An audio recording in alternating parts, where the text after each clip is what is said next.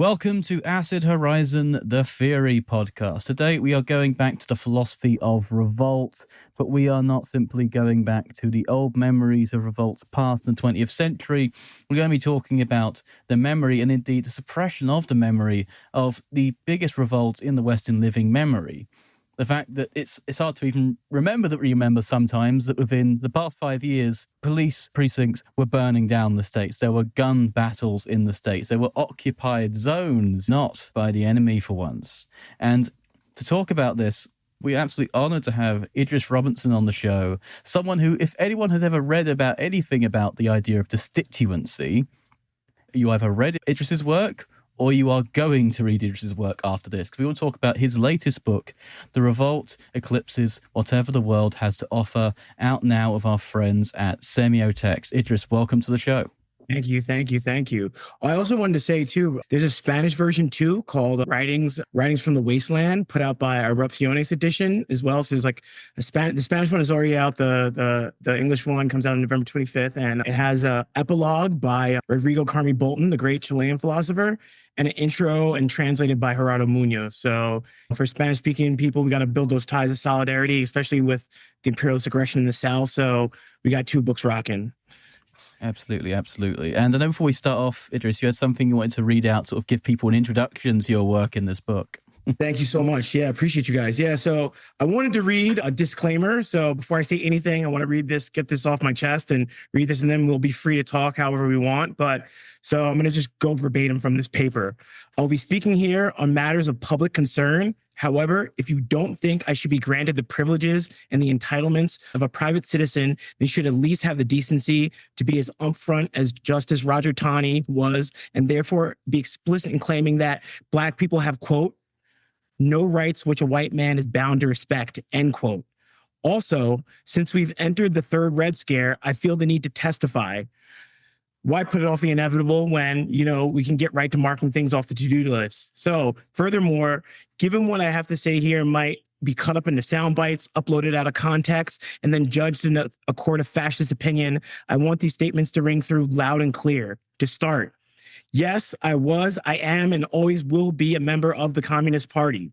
In fact, I was one of its principal founders. Considering that the accusers always know so little of history, you might as well assume that I was there with Lenin and Rosa and Zimmerwald. Better, I have been and currently am a Russian spy. In fact, the Rosenbergs were my godparents. I exist in order to wholly fulfill my Aunt Ethel and Uncle Julius's life mission. Added to that, Sacco and Vanzetti were my cousins. Unfortunately, they are at the moment being detained by ICE without due process, and at any day, they will be shipped off to Eswatini. When I see something, I tend to not say something. It simply requires too much effort to become a dirty, snitching rat. I must admit that sometimes I even let the terrorists win. This is because after their victory, they're no longer called terrorists, but instead freedom fighters. My first name is Muslim, and you should probably hold that against me if you haven't already. I'd also like to point out that every Red Scare goes along with a Black Scare and a Lavender Scare. But since you can't stop the shine, it turns out that the best poet that this country ever produced was a Black gay communist by the name of Langston Hughes. The McCarthy Committee was particularly upset about these few lines, which he once wrote, quote, "Put one more S in USA to make it Soviet. The USA, when we take control, will be the USSA then. Get it?" End quote. What's more, the best prose writer this country ever produced was a Black gay socialist named James Baldwin. The state was so perturbed by his existence that they followed him into bathrooms far before any discussion about their gender-neutral variant. The rest of the white guys that make up the canon of so-called American literature are the actual DEI hires in this country. In comparison to Hughes and Baldwin, they're about as illiterate as our current administration. Have you no decency, sir? Of course they don't. We're talking about a state that is totally complicit in an ongoing genocide against children. They've already come for the undocumented and the documented. Now they're going after the left. And you can try to fool yourself all you want, but whichever way you cut it, you're next. So take my advice here. It's probably best you jump into the tussle before it's too late. And that's the end of my disclaimer. Okay. First of all, hell yeah. Second of all, I think it does give a really good introduction to this book, because it's about the fact that we really cannot stay in the same position, or it's becoming more and more untenable as the fences start moving and the circle of the inner gets smaller and smaller, to the extent that eventually we're maintaining a sort of a non-revolutionary life within this fascist society, or increasingly fascist society, without really understanding what we're living for. And eventually there's going to be nothing left but the risk of death. But it's not simply a book you've written about being pushed to that limit and being thrown on the other side. It's also about fighting and indeed writing for the dead. I mean, one of the lines when I was reading the preface to this book, which is on writing for the dead, it kept coming back to me. It was this line from Cedric Robinson's Black Marxism when he talked about the Haitian Revolution. He said that even their dead were free. Right. And that's awesome. I just want to ask you, just to start off with, a question about what does it mean to talk about a revolt in the idea of a kind of, I don't want to be hiding it here, sort of, because he was on the other side. The being for death. Yeah, a being for death, particularly for this concept you bring up of martyrdom. How are we to think through the notion of revolutionary martyrdom, and how do we think about revolt in a way as a duty not only to the living but also to the dead? Cool. Yeah. I tried to prepare for this, so I got I'm ready. I think I'm ready to tackle these questions more. Sometimes I come to interviews and I'm like, oh, or come to podcasts and I'm like, but I got this time. So I guess in that writing for the dead, it starts to take the shift about around the hot pandemic summer of 2020. There's just a lot of death spiraling, right? And I argue that there's something about capitalist bourgeois culture, and it's particularly American culture, that they just want to avoid death in any way they can. That's why we push our old people away. We have no respect for them. But that summer of 2020, death just we were forced to confront it. It was everywhere. We experienced it finally. We couldn't move it away. It was everywhere perceptible, whether people were dying from COVID, but on top of that, people were dying in the uprising, right? Mainstream discourse doesn't talk about this, but one of the things that marked the significance of this uprising, that we had so many martyrs of so many different colors, genders, walks of life, right? I remember in Seattle, when I made it to Seattle, two young white women were killed on a freeway, I believe. And then the Kenosha incident, right, when they were killed by a vigilante. And then especially Michael Reinhold's assassination, right? All these martyrs led me to start thinking about martyrdom. And really, it was a kind of circuitous route how I got there and how I started to come to this conceptualization that I have in the book.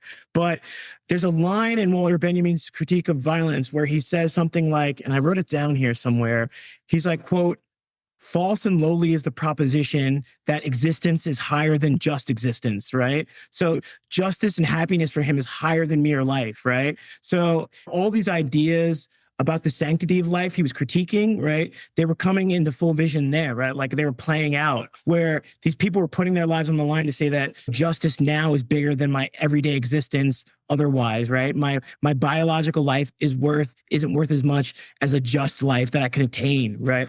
And it goes to show too the falsity of humanitarianism, especially given that we see now in Gaza a genocide going on, and there's no consideration of the amount of life lost in Gaza. But, you can see that the sanctity of life gets valorized within the zone of the West. Like one dead person in the West, people lose their mind. Millions of babies die in Gaza, and no one gives a shit. So Benjamin was critiquing that humanitarian idea of life, but also critiquing the idea that life itself is worth anything over a just life. Later I found, I know this is a long answer, but later I found that Banu Bargu, she has this book. It's great. It's called Starve and Immolate, where she comes to a similar conclusion. And I read it before, and then I looked at it after and was like, oh, like she gets this. She doesn't have to go on this long and winding route where she talks about the concept of a life weapon or a human weapon when she's talking about the death strikes in Turkish prisons.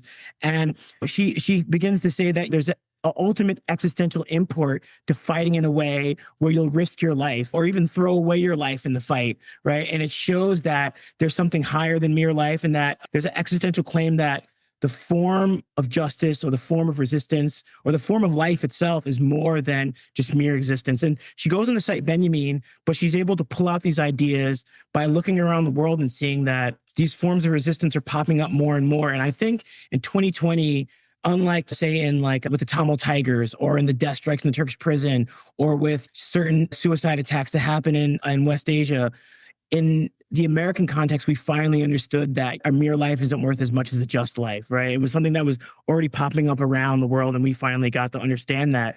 For me, it was really Rodrigo Carmi Bolton, the Chilean philosopher who I mentioned. His text on martyrdom. I think he's a great thinker of martyrdom, as I call him in the book, and he speaks about, and he has a long text on martyrdom where he deals with Benjamin. And he goes on to argue that what the martyr is a person who completely immerses themselves in that moment of revolt. So much so that means and ends get overturned because there's no way of calculating any kind of future plans because we're so immersed in that moment. So there's no instrumentality left because everything about you is thrown into that moment of the uprising. And he goes on to argue more that not only is it impossible to calculate future plans or look towards the means and ends logic, that one begins to give up these kind of notions of well-being that are kind of promoted by the status quo. So, for example, your psychological well-being can be damaged within a revolt, your financial well-being, your physical well-being, all your status within a society.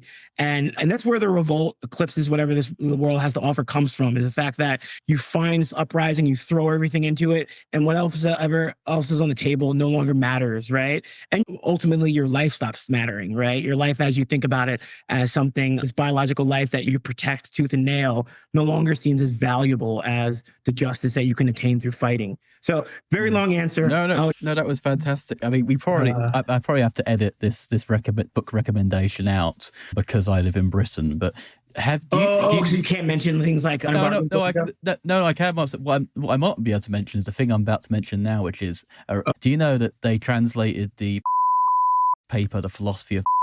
It's in the Bloomsbury collection, so it should be. Oh, get out of here! There's a Bloomsbury collection, which you can download because it's Bloomsbury, which is a UK thing. It might have been him who edited it, actually. It might have been him who edited it. But I think bringing up this concept of this almost limit experience within the revolt. I mean, there's a certain point at which when you get, there are no social democrats in a police kettle, let's say that.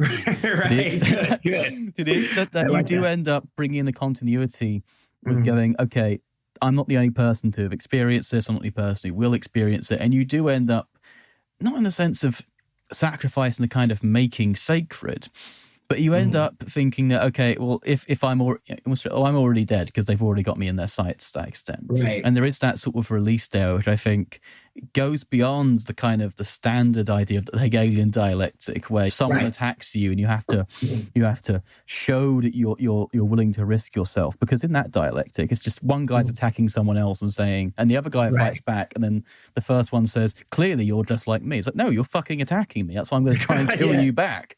But there's another way in which this shift in register you present in terms of appealing to the dead is in a way more real than the appeal to the living, because in terms of the kind of the narratives of counterinsurgency against the riot, against the insurrection, one of the things you deal with most personally is this idea, this myth of black leadership that is appealed to amongst the revolts. The idea that oh no, your community leaders wouldn't want you doing this. Or I remember once Killer Mike going at the town hall and going, "You people aren't ready to revolt shit. You don't own your own means of production." And then someone else at hard, or he's like, "You don't know how to fish. You don't know how to. You don't know how to hunt." It's like, yes, we don't own anything. That's why we're rioting. Yeah, he's such a dweeb. But I beat the Southern rap as a New Yorker, but he doesn't make the case any better. But I got love for 21 Savage and those guys deep. But you know what I mean. Killer Mike is his own kind of dork. You know what I mean. But yeah, in terms of this idea of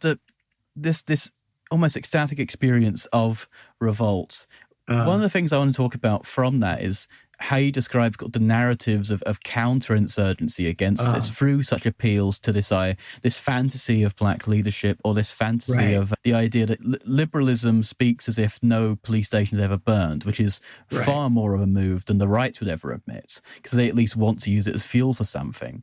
As if we didn't see it with our own eyes. And I just wanted to ask, in terms of the way that contemporary revolts are remembered or misremembered by a kind of hegemonic liberal culture.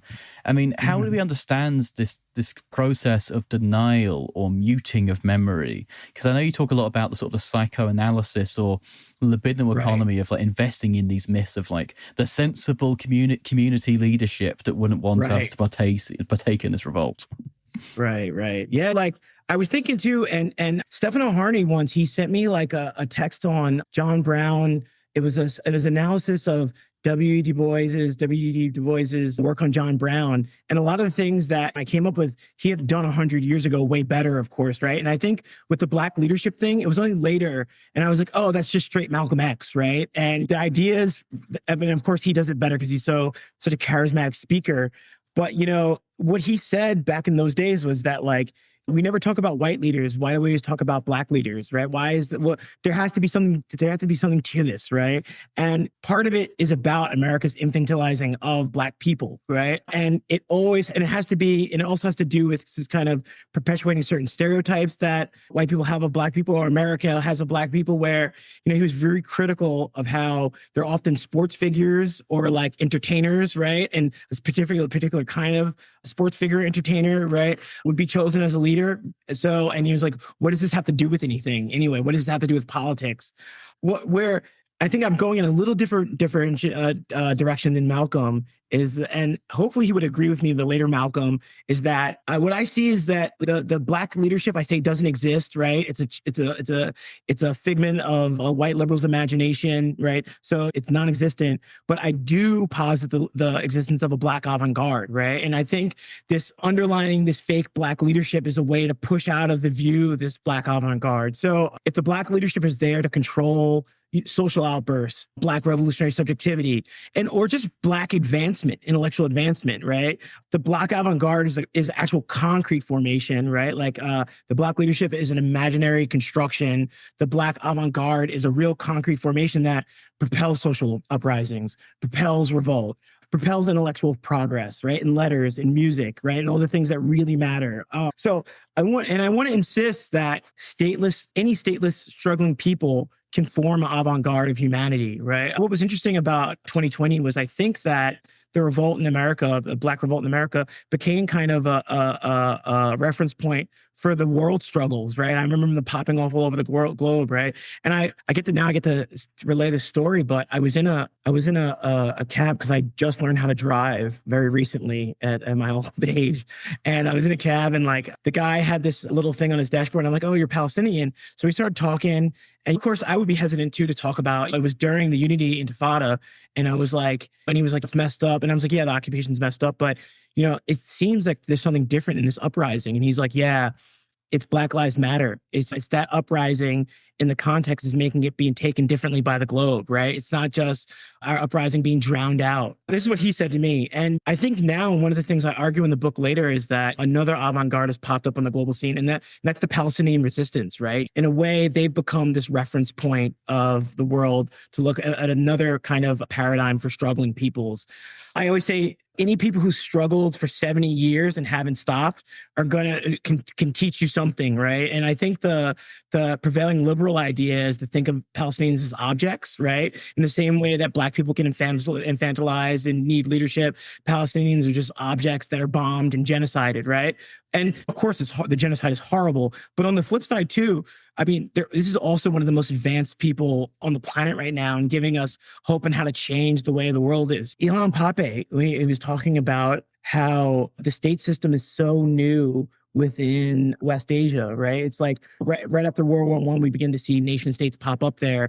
And maybe what the Palestinian resistance will do is show us a West Asia that can go beyond the nation state, and also show the world a kind of political configuration that can go beyond the nation state. So I went off on a little bit of tangent, but I can talk more too about the forgetting too. There's a lot of mechanisms going on here to curb revolt. They threw it all at us in 2020. Well, Idris, I just want to thank you for coming on the show. And the question, the question that I want to ask, actually, I want to go back in time to 2020. I believe maybe it was you who's one of the first people who had reached out to the podcast at the time they were doing the Destituent Power Conference in 2020. Was that you? I think you were connected to that at that time. I know Moten and Harney were part of it as well. Yeah, no, I don't know if I reached out. Since I think I've seen you guys doing stuff, I've dug it. I've been a quiet fan for a long time. One of your buddies reached out and was like, "Hey, would you want to come on the show?" And I was like, "Yeah, like I dig what you cats are doing."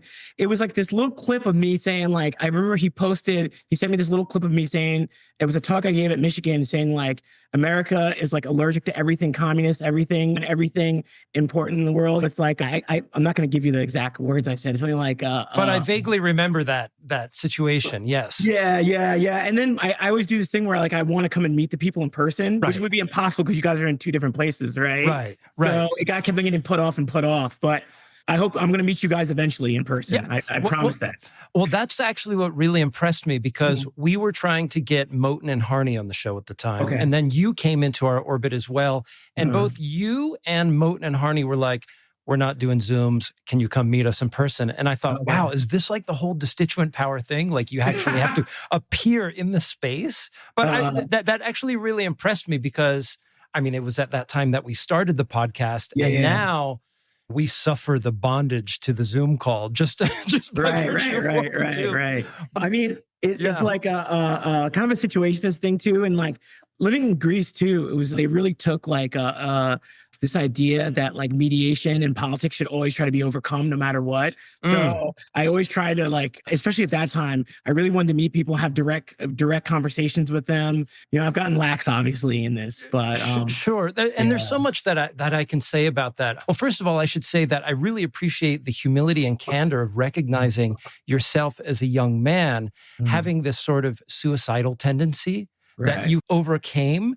And that's, I mean, clearly, in a sort of mythopoetic sense, it's built into this relationship with writing for the dead, ultimately. And so at the end of the preface, you write this line that to me is completely counterintuitive, but there's, I think, a subtle truth in it. And I'll just read it out loud. You wrote, so even though I write mostly for the dead, I find that in those rare instances where I do attempt to initiate some semblance of communication with the living, I've tried to reach out to that same black kid who didn't have the chutzpah to say what he thought on the train platform, to all the kids who cut their wrists talking about the cuffs did it. Today is so unmistakably apparent there are more and more of us. And while the celebration of youth is one of all too many things about this country that I despise, it is a fascist cult that can be stomped out by bitter, jaded, and haggard old communists. Nevertheless, it's hard not to see that the promise in the new generation,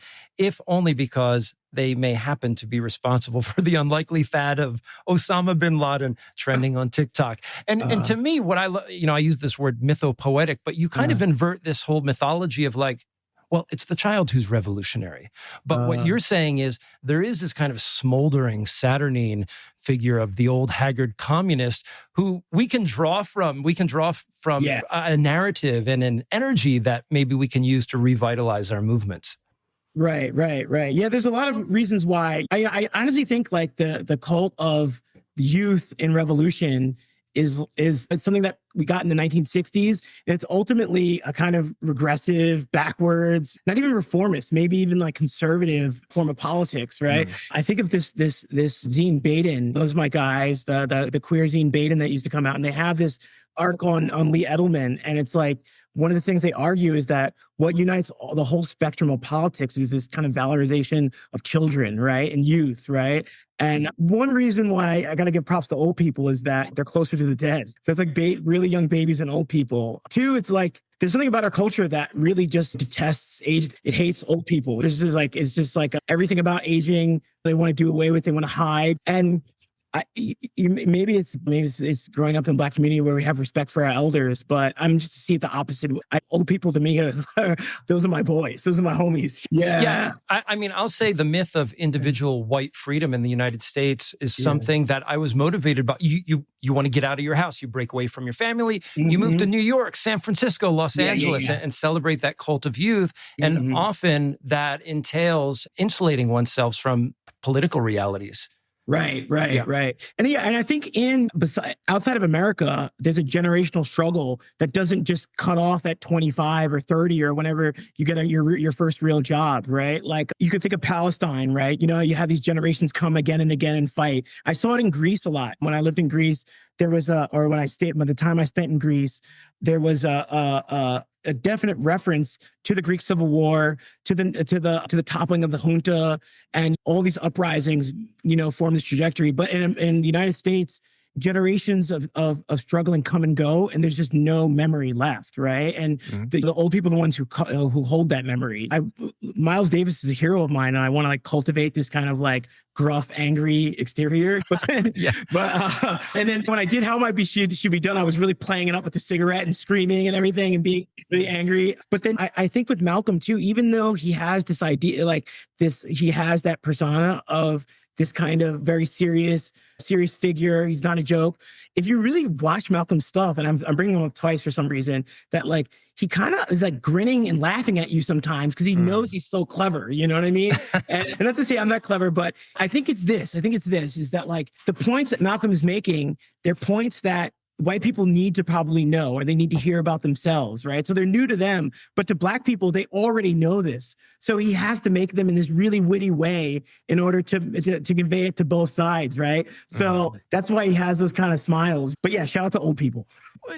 There's definitely something about sort of the necropolitics around youth there, particularly in terms of, one of the things you spoke about in the Myth of Black Leadership chapter is talking about how, well, essentially growing old is a blessing because not everyone gets to do it, and the American state of racial capitalism will damn well make sure of it in terms of what leadership is allowed to speak. I mean, even in terms of like Mumi Abu-Jamal or even Assata Shakur's, like they are chased out of exile, they are murdered, they are lynched, or even before they're even able to reach a kind of maturity to carry on that. So in a way, it's there's a kind of Benjaminian tradition of the oppressed, which is essentially an assault on the ability to narrativize the Black experience in the US, and indeed the entire experience of oppression under that system in general.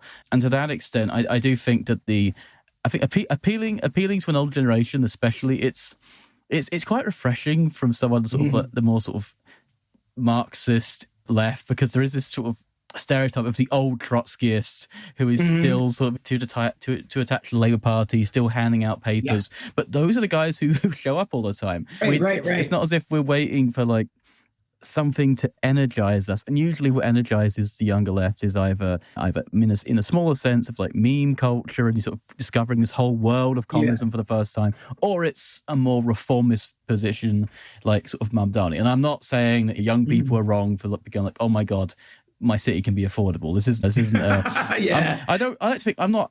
still in my 20s. I'd like to think I still have a residual aspect of youth before I get completely embittered. But one of the things that we can also see as well with this sort of unity of traditions in these insurrections is, I mean, it's been a great time to be a writer for Ill Will these sort of 10 years ago, because all of the encampments, the insurrectionary struggles have had that sort of character of destituency, of a non wanting to reconstitute the state of affairs. And this book is, of course, an extension and decollection of your writings on destituency. But for listeners who may not have encountered this term before, could we unpack a little bit? What does it mean to talk about a revolutionary form of power as one that is destituent? Cool. I should say too, like I was never really a part of Ill Will. I know that people think that quite often, but props to them. This is what kind of happened. And I always run down the story, but I never got to say it either, is that I would write things and then people would just be like, and I could sort of talk about it in the Writing for the Dead preface, that I'd write things and people would be like, no, I'm not publishing this. And then eventually, even people, like as the uprising kept going and people, I think, started to radicalize, they'd be like, okay, I agree with this, but I'm not touching this with a 10-foot pole.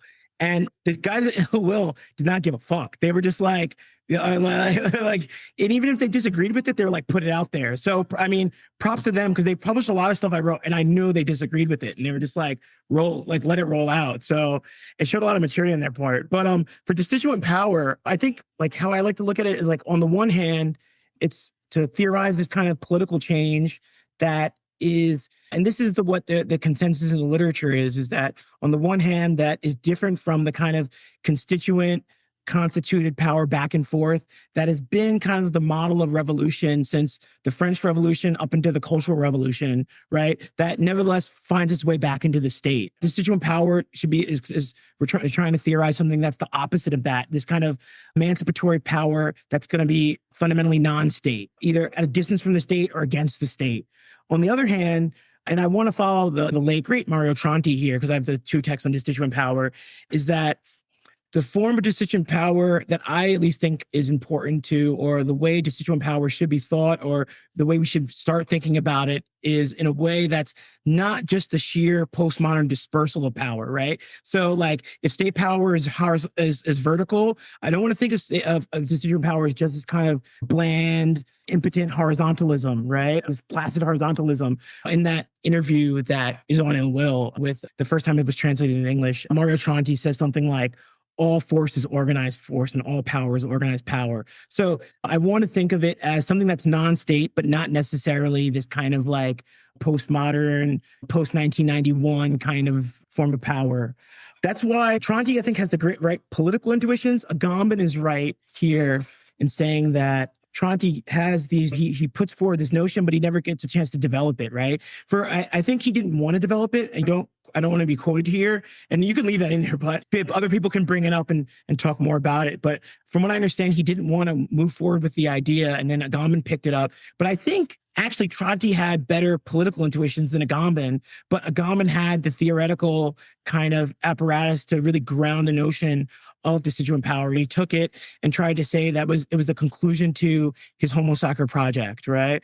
So if you want to keep going on, I can explain how I kind of worked through it through his framework. Yeah, absolutely. Because one of the things I really appreciated in one of the later essays in the book is how you get into these 2 poles of where destituency comes from in Agamben, which is Aristotle and Benjamin, and how that can actually give you 2 models, one in which you have this sort of model that's being picked up by people like Franco Berardi today of just just pure exit, desertion, and this model of Benjamin, which is the actual destruction of power. I mean, I don't want to say actual, because we get into actual potential of Agamben. Yeah, we are getting some heavy Greek, but you know. Yeah, and that's why it gets difficult. They're tricky terms. That's maybe why that essay is so like compressed, right, and dense. It's like trying not to say act in the times you feel you need to say act, or actual when you want to say actual. But yeah, part of the mature Agamben's ontology is this interpretation of Aristotle's modal ontology, right? So, or part of the Homo Sacer project, a big part of it is this interpretation of Aristotle's modal ontology. And this is an account of how potentiality passes over into actuality, which in Greek is from dunamis to energia, or sometimes you hear it as like from power to act or power to activity. So in the Aristotelian tradition, what I like try to do here is just note that the Aristotle and the traditions that follow him, whether it's the Scholastic tradition or you can find it in Plotinus, you find it in a lot of different places. They recognize that Aristotle distinguishes between 2 forms of energia, right? There's, on the one hand, it's what I call in the essay transient activity, right? Which in Greek would be poiesis, right? It's a productive one. It's where an activity creates an object. It creates something. It's a productive activity. And then on the other hand, Aristotle distinguishes what I call imminent activity, or the scholastics called imminent activity. And in Greek, that's going to be praxis, right? And that's a non-productive or unproductive form of energia or activity. So classically, these have been separated into the different parts of Greek life, right? So poiesis, or transient activity, the productive one, was in the oikonomos, in the economy, right? It's the creative one. And then praxis was reserved for the polis, right? Aristotle has that idea line about like praxis in the word within the polis, right? So in Agamben's reading, what he does is he takes only the form of energia that is within the polis, praxis, or imminent activity. He only takes that one and does what he calls a messianic inversion through his reading of Paul, right? He switches energia and dunamis, right? But he only does this to the imminent version, to the praxis version. What I want to argue is that you have to do both. When you switch the praxis one, you get the inversion of praxis, or the inversion of activity, this kind of non-activity, this exit, this destitution as desertion, right? what I want to argue is that, yeah, that's one move. And then there's another move, right? There's also the inverse of the poiesis, the productive, the transient activity. And the inversion of production is going to be destruction. You get destitution as destruction. And those are the two forms of destituent power that I think are actually the conclusion. If we really take Agamben's system and move through it, that's what we get, these two forms, right? And how they interact is the difficult thing I've been trying to figure out. Yeah. No, I think it's really good to pull those two threads apart, specifically as I think one of the lingering sort of criticisms of destituency, which does often reduce it to a kind of, as you said before, hollow horizontalism, is that it just ends up creating a power vacuum, which is then immediately filled by the forces that would fill it. I mean, this is, I guess, the kind of the Vincent Bevin's critique of horizontalism, which I think is sometimes can be a bit uncharitable, but at the same time, I think there's something that the scholar Rodrigo Nunes calls. He says 2011 is the 1989 of the sort of the 1968. He says it's sort of like our fall of the Berlin Wall in terms of the Occupy movement. I know you've written a lot about your sort of frustrations with that purely deserting kind of model, which became a bit of a play. With Bangladesh, Nepal and Indonesia in the recent times, like we kind of see that the uprisings were awesome. They were amazing, right? But sadly, what just came in was different forms of, it didn't even crack the hardcore of the state. There's a great Badiou interview where he's like, fundamentally, we have to crack the state and the capitalist relation. And there has to be a little bit something more organized to get at that, right? I don't think, and I haven't read the Bevins closely, right? But I don't think it's a return to the same kind of Leninism that I think he wants to return to. But you might notice that in Tronti's article, he says something like I want to preserve some kind of Leninist matrix, right? And I think a better word for that is just organization, right? There has to be some form of organization to bring it through. One of the things that came up, I believe it's in the first chapter of the book, which is, or no, actually it might be within How It Might Should Be Done, which was an excellent name for a chapter of a book. But I mean, at the end, you talk about, if you're to put forward a new paradigm for political struggle, such as destituent power, which is not completely new, but relatively new speaking.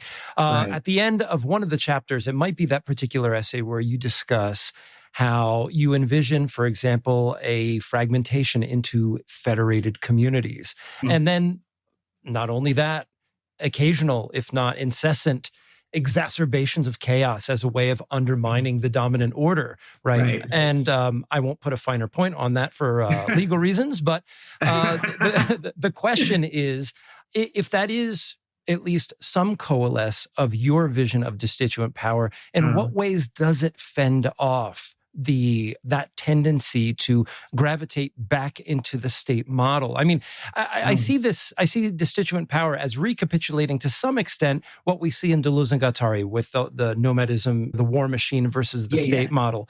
I would say clearly, like in Agamben's version of it, the emphasis on inoperativity, I would say, is at odds with perhaps like Deleuze's notion of counter-effectuation, which might privilege a notion of acting or an assertion of power of a certain kind.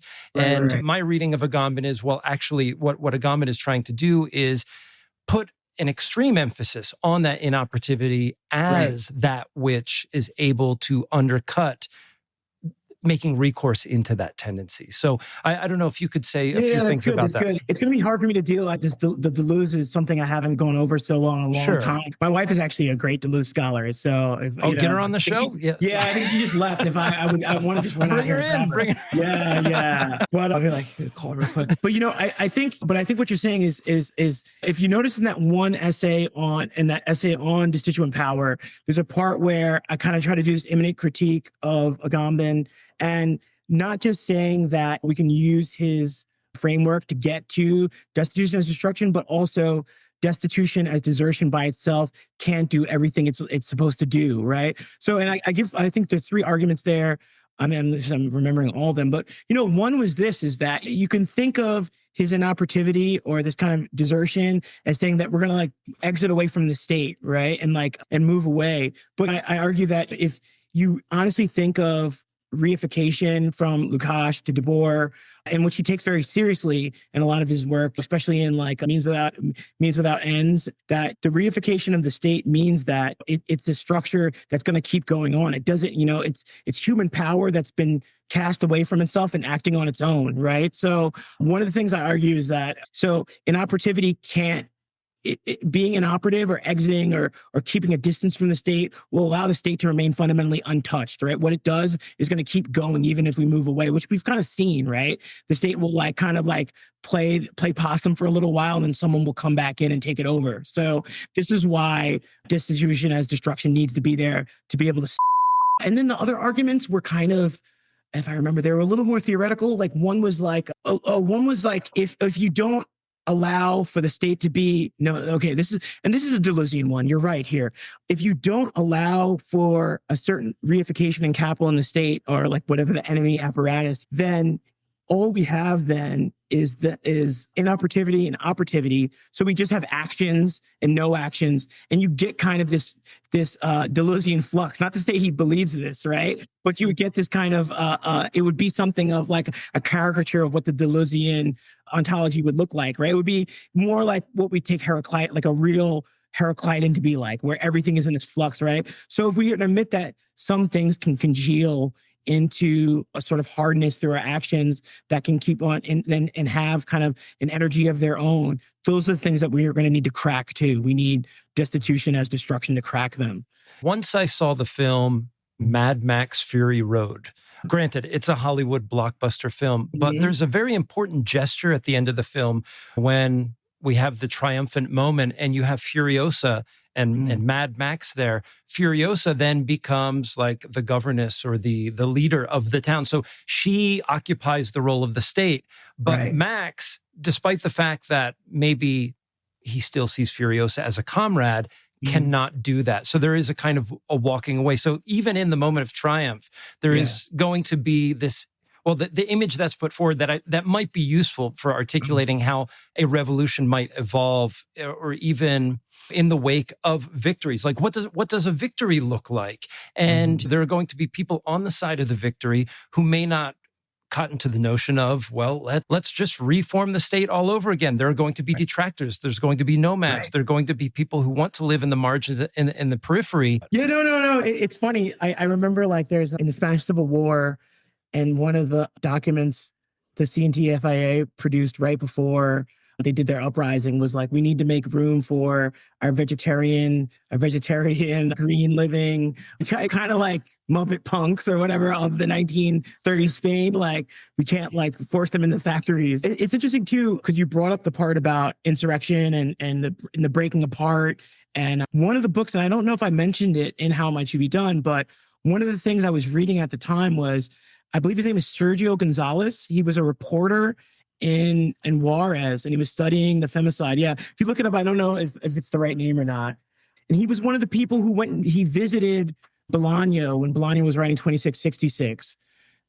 And oddly enough, he wrote great theory books too. He was like a journalist, but he wrote theory books that would give like an American philosopher a run for their money easy, right? In those books, in The Femicide Machine especially, he paints this like theoretical picture. And he used a lot of Deleuze in that book, I believe. And he paints this theoretical picture of what Mexican life is like in the North, where the cartels are in control, right? And it's a very dystopian kind of image. And this is what I actually see for America, right? In some degree, like not something I necessarily want, right? But, and you can see with the way that imperialist aggression is moving towards the South in this way, that maybe this is going to come a lot quicker than one would even expect. So you bring up Mad Max made me think of that. Sure. I mean, Austin's a lot like the Mad Max landscape. yeah, for sure. Yeah. Well, are you talking about Morton Joe Rogan? I make jokes with my students. Is this a new Mad Max? It's not the one with Tina Turner and the one with Charlize Theron. And, this is the most latest one. Tom Hardy. Before Furiosa and Mad Max Tale. But I would make jokes with my students like, I haven't seen any pop culture, and I'm like, yeah, I've never seen like Harry Potter or whatever, and they're like, how have you never seen this? I mean, I'll say we can keep this in or out. I believe the newest. Actually, that isn't the newest, but the first remake of Mad Max. That film was excellent. I mean, just from like an editor's standpoint, okay, great. Word. But I also have to watch it. Like I said, every now and again, the broken clock is right, and that little gesture at the end of the film, I think, spoke something of a political truth that we attempt to get at in revolutionary circles. And it was also like a feminist critical movie about reclaiming social reproduction from a very patriarchal, monarchical society. Yeah, okay. And I can't help but making the palm of Austin a Morton Joe Rogan for listeners if we keep this in. But I mean, this is awesome. But like in terms of, I guess I have one question as well about destituency, because I think one of the appeals for me is one of the things it aimed to do, even when I was sort of writing about it, is it's something that tries to liberate the dialectic of revolution from the dialectic of counter-revolution. The idea that we reimpose a sovereign constituent power that will then start shooting at us as soon as we ask it for anything more. And it's also a politics which is, arising from the new struggles, particularly in Argentina, where it first gets theorized. I'm just playing to listeners. I'm not explaining this to you. You edited the actual first academic volume on the topic. This is mostly for the listeners. No, it's great. It's great. But I hear you say it. I learn it in a different way, though, so I like it. Please. I just want to ask about this, because one of the main, I guess, intellectual challenges for me in dealing with the topic of destituency is that it's meant to detach revolution from counter-revolution. But how does destituency sort of situate itself in a way in which we're constantly operating in a political world in which we've been in the midst of a counter-revolution without, some ways, a revolt? Because in some ways we're trying to sort of liberate revolution from counter-revolution, but the counter-revolution, the way, is coming down the pipe first, faster than we can revolt against it. And I also guess that's to some extent why destituency is so popular in the United States. There is a constant counter-revolution, but it also provides that sort of intellectual blockage that we get from a book like Marcuse's Counter-Revolution and Revolt. So I just wanted to ask, how do we think destituency as a new way of understanding forms of revolts, articulating theories of potential revolt that try to go beyond really sort of the trauma of previous revolts, which is the trauma of counter-revolution? All right, good. That's a really good question. That's a really hard question. I don't know the answer. It's a really hard question. I mean, there's a few things and I don't know if I can answer your question like directly and just think about what's coming to my mind now, but I just say what's coming to my mind now. But one is that hopefully I have a feeling now that the first glimpses of destituent powers, say like 81 Miami, 91, or 80 Miami, 81 Brixton, 91 LA, and then we get like the Argentina, and then it starts coming faster. You get more explosions. That what we're seeing were little bursts within the counter revolution. And so and just to get this is a periodization that I think is like the typical left communist periodization. If the counter revolution started somewhere in the late 70s, early 80s, and then really climaxed with the fall of the wall, right?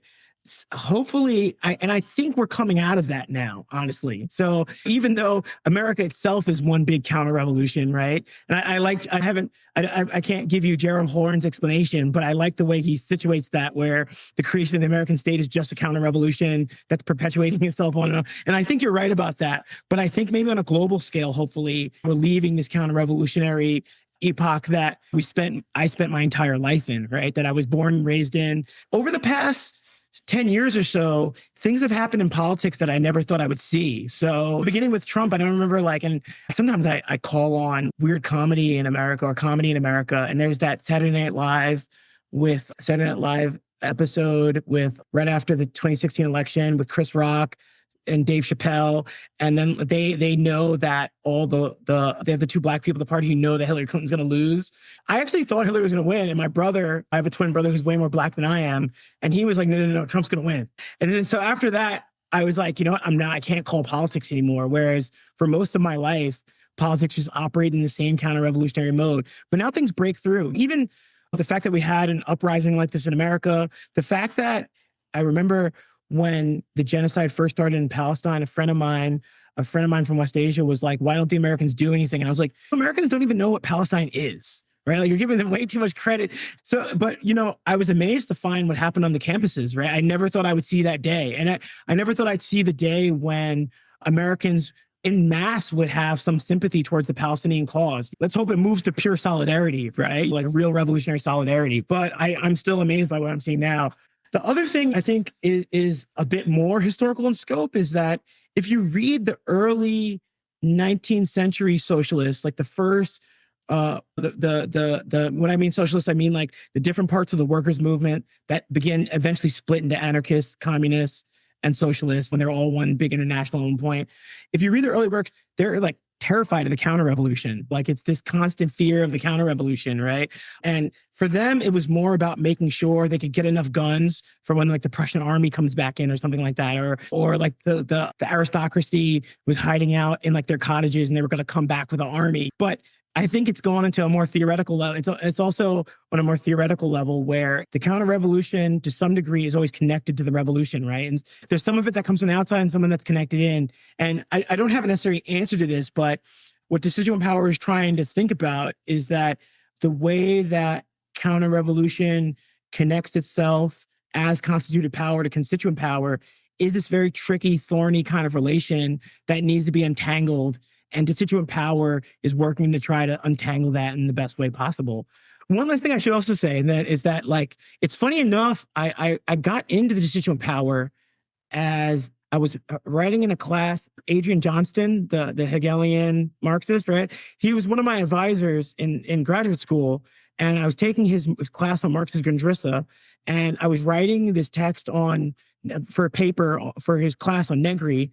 And then somehow it just turned like Destituent Power was becoming the hot idea then. And I was like, and I was hit a wall and I was like, well, I'll just write it on Destituent Power. So it wasn't something I was even really a partisan of. I was like, let me figure this out for myself since this is the new buzzword. And I thought maybe what I could do is I've seen so many buzzwords come and go from like, I don't know, anti-globe to insurrection. And then they all just become these kind of, they might sound like cool and radical, and then they become these kind of terms for guerrilla gardening. And I was like, maybe I could make Destituent Power really give it a run for its money and do something that doesn't get watered down immediately. And it was just a gamble I took, and maybe it'll work, maybe it didn't. So it makes me think too that the stakes are always very real. We haven't brought this person up on the podcast for a while, but I often look at somebody like Paul Lafargue as being one of the sort of godfathers of the Destituent Power movement, and especially the theoretical interventions and practical interventions that he attempted to make in his time in terms of encouraging workers not to make concessions to the system that was oppressing them, and seeing how trade unionism, for example, can become a kind of handmaiden to capitalism, and then, in its own way, becoming counter-revolutionary. And so I think once we do get away from the buzzwords, there are real stakes and real effects. I think Lafargue is particularly important because his work is titled The Right to be Lazy. And when we look at the meaning of destituent power, I should say inoperativity, désœuvrement in French means not working, unworking. And I think the theoretical, if we could call it a theoretical core or the theoretical catalyst for action surrounding destituent power, and the one that appealed to me was, how can we formulate a consciousness, a set of practices, assemblages of people and communities? And I'm not just talking about people, I'm talking about spaces, forests, and what have you, so that work with a capital W fails to retain the imperious power that it does in our life. And at the psychological level, at the very least, undercutting, like for me personally, as a content creator, I succumb to the mania of my own work day to day. And so I am one of the first victims of the very thing that I espouse from time to time, right? And so how is it that we infuse this world with a consciousness that undercuts that long-held Prometheanism that we see not only in capitalism, but we see it in forms of communism as well? Right, for sure. Yeah, I wonder too, the Lafargue book, I always think of it, I read it like, I want to say 20 years ago now, when I was reading first time Stirner's Ego and His Own, right? So I always draw them together, and I know it's your guy, Adam. Yeah, so I was reading that, and the other book that was my real jam at that point was The Bonneau Gang by Richard, I want to say Bolin or something like that. Richard, it's I'm never gonna. It's the early Benogang book before the one by the Italian guy. It's before the Glimmer of the Remorse one. Richard Parry. Yes, yeah, Richard Parry. Thank you. Yeah, that book was the jam. Yeah, I always group those three in my mind together, right? No, I think you're right to put out that there is this tradition of destituency in a way that it is actually a tradition that I think people don't always realize, and I think as well.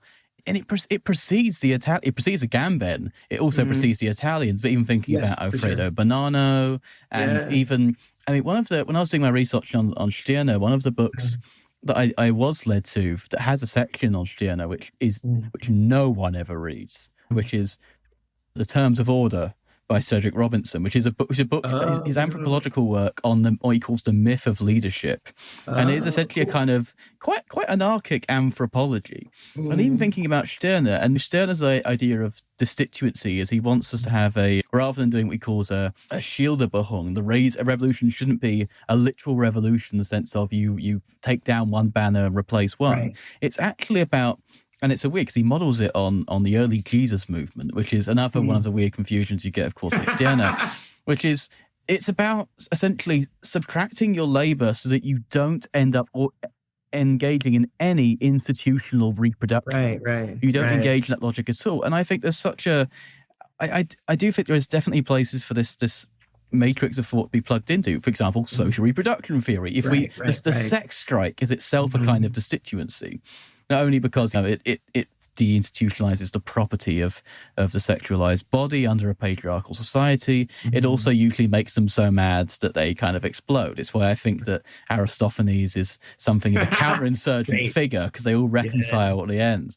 But there is so much more to this concept. I think it does end up being sometimes flattened into something. I'm not shitting on Tikkun here, but it's flattened into that very sort of Tikkunist aesthetic. It's like, oh yeah, we don't need this, don't that. We're just going to start. We do need to start. But I do think there's more to it. Yeah, maybe we can leave that actually in. I'm like always like first ask questions later. Yeah, that was going to get me in trouble, but we might need to leave that one in. Oh, it's okay. This welcome to Horizon the podcast. Yeah. I think too and they pick up on the threads. You're right to see with Tronti in that Destituent Power interview. He's like, and he says it elsewhere too in that era in the 2000s, like about breaking the notion of work, right? Yeah. And Agamben in Time That Remains brings in Stirner in the beginning in that first chapter, and they're groping back to that kind of to some of these formulations. There was another one in Tronti that I thought came up as well about kind of. But for me, too, I guess I want to say, too, it's like it's a definite political question, right? In the sense that work structures our lives in its entirety. Even the people who are been pushed out of capitalist wage labor, it still structures their lives, right? Surplus populations and the reserve army. It's one of the defining features of capitalist exploitation. It is capitalist exploitation. So it's a political question and something we need to overcome. And it's also a philosophical question, right? It's like a question of how to live the good life, of eudaimonia, right? So of course, I don't have answers for either, but there's twofold ways of getting at these things that really define how we're going to be in the world without work, and living the good life, right? And I love that connection. I love that connection that you just made. Yeah, because often I think that's a thread that's lost in revolutionary politics, especially those of us so deeply saddened by the failures of revolt and just the context of left-wing discourse itself, that we often forget this is about living a kind of good life. Yeah. Right. Yeah. And so, I love the connection between okay, let's take Destituent Power, inoperativity, just maybe not as an overarching theoretical construct, but just as a tactic. What are things that we can do to immediately suppress work today, today, so that we have the time, the space, the energy reclaimed? I mean, just simple things, just maybe a confession on my part. So I guess you could call me an artist insofar as I've helped publish these 2 tarot decks for our burgeoning imprint, these philosophical tarot decks. And I have people have made requests of me, like, oh, could you come speak here? Could you come do this? Of course, universities want me to do this sort of thing.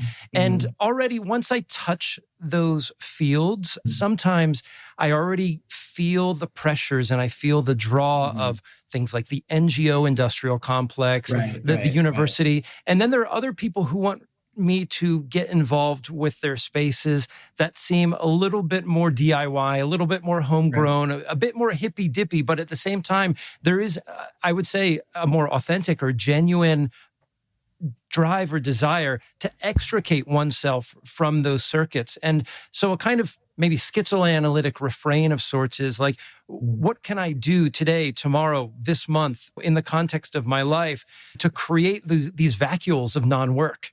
Right.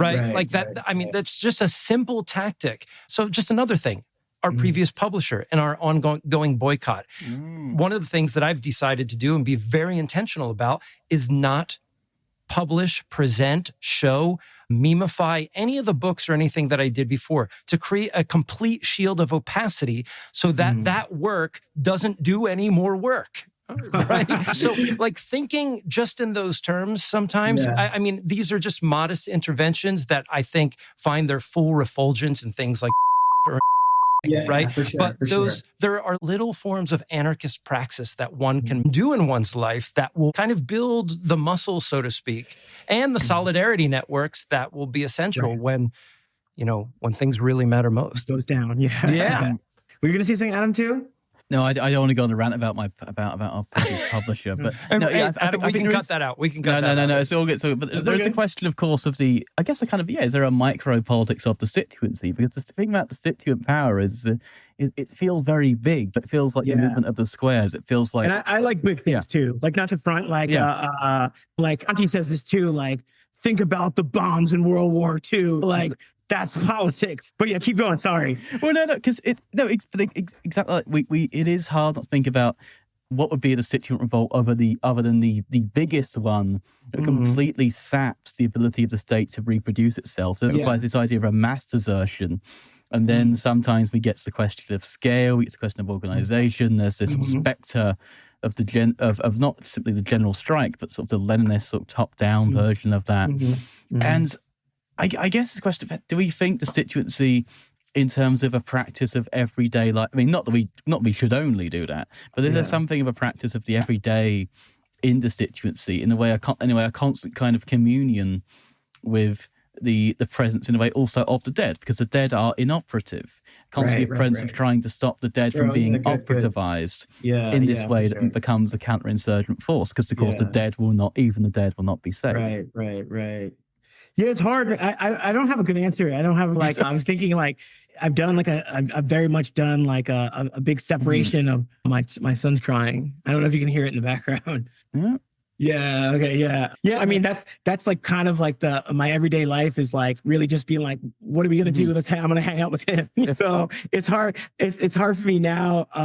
When I was younger, you know, I very much lived like my politics every day, you know, and now it seems like a lot of it is just like, what trucks are we going to play with? So, but you know, I get a little worried about, how do I want to put it? A friend of mine used to say like, resistance everywhere, insurrection nowhere, right? Yeah. And I do come from like the era of like, I remember the era of the 90s and 2000s where like the food not bombs era where like we're doing a direct action against hunger, right? Or like you can think of like the kind of post-operaismo stuff where people thought like creative work, like knowledge work was somehow resistance, right? Like everything you did was a part of this global constituency of knowledge work, right? So I do actually really want to press on like the fact that like now we're back to these big impacts, right? Yeah. And maybe in that off time, it's organizing, it's the organization, and the downtimes is the organization to make sure when these big impacts happen that we're not just going back to our everyday life after them. Yeah. If that makes sense. And it's by choice. I mean, it's also the fact that like, I don't want to guess your guys' age, but I might have a couple years on you guys. I don't know. Like, yeah. I don't want to say, you could cut out my age being 43 on this, right? Oh, man, I got you by 5 years. Oh, yeah, okay. Yeah. Oh, you look good, man. Yeah, man, I look great, don't I? Okay, yeah. You can keep me in there saying you look good, though. You look good. Yeah. Damn, man. I need to work. I need to get some face creams, bro. You know what it is? It's all the veggies. That's what. Oh yeah, I hear you. Are you vegetarian? I'm a vegetarian. Yeah, but I'll have the stray egg and some cheese. So okay, yeah, me too. Yeah, I'm lactose. Oh, yeah. Very cool. Very cool. No, yeah. I get it, and I think it does come back to this question of martyrdom as well. It's not just not the idea of a cost of it, but getting into that situation of revolt in which that sort of dynamic between you're measuring the cost no longer plays into it. Right. Because otherwise, there is a risk there in idea of like a micro-politics constituency. Like I'm doing it becomes a little bit like quiet quitting. Yeah, exactly.